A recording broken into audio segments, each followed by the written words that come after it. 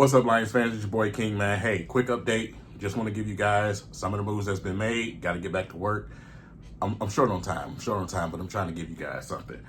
We made some moves down to 78. We still got a lot of work to do. But in the meantime, the Lions have started the fireworks just like I was talking. So let's get into it.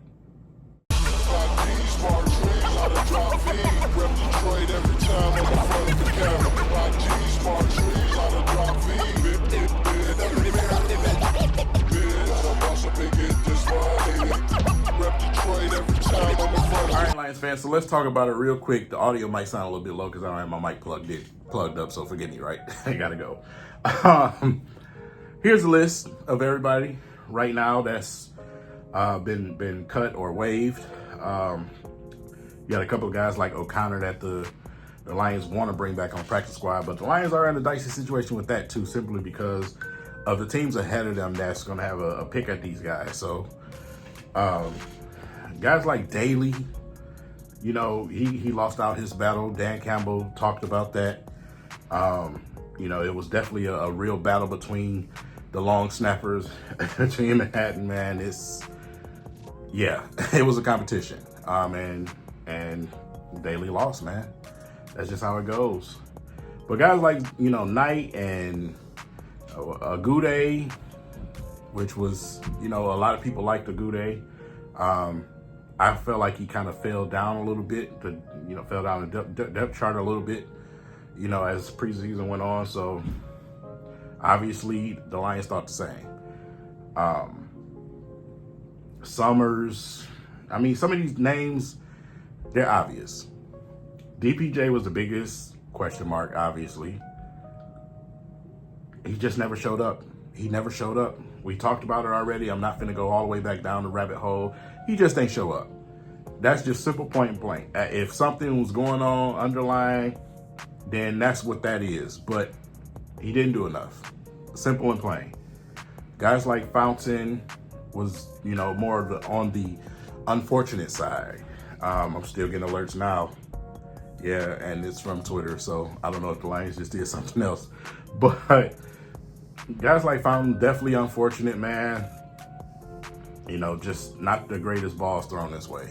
You know, pause. Yeah, but still, just didn't have the best opportunities out there. You know, he did drop a few passes, but everybody did. You know what I'm saying? Looks like Isaiah Williams is definitely on the team.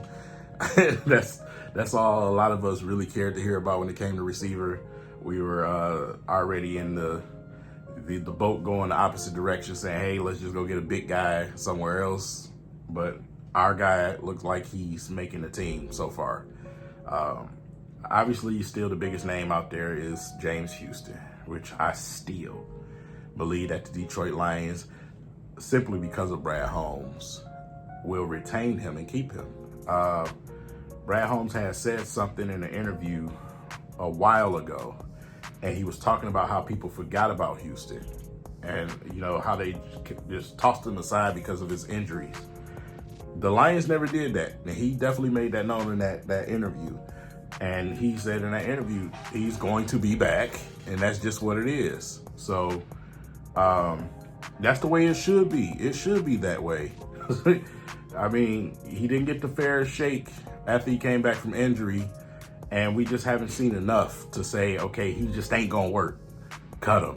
That's just not how it's. No. Let's keep him here. I've been seeing comments and tweets and everything. Keep Houston here. I think we're all on the same boat. Keep him here. You know, that Pittsburgh game is the reason why we said keep him here. We know what he's capable of. And sometimes when you start out in your NFL career, it's a little shaky at first. You go through a few injuries, but it don't mean he's going to be an injury-prone guy. He's still young. So, I mean, Matthew Stafford was injury-prone for what, the first 2 to 3 years of his career? So, not comparing the two, but I'm just saying it just happens that way sometimes. And I think we just need to give him his opportunity, man, and let him flourish at his natural position, like Dan Campbell said. You know, we did that in the last preseason game, and he ended up getting him a lightning fast sack. You know what I'm saying? So let's just leave that there. We still got a lot of work to do. There's going to be a lot of more reports, obviously. But when you look up and down, you know, the list of what's left, I mean, it's obvious guys. You know, so it's a lot of obvious guys on there. You know, questions about the secondary, true. But I don't think the work is going to be that difficult going forward.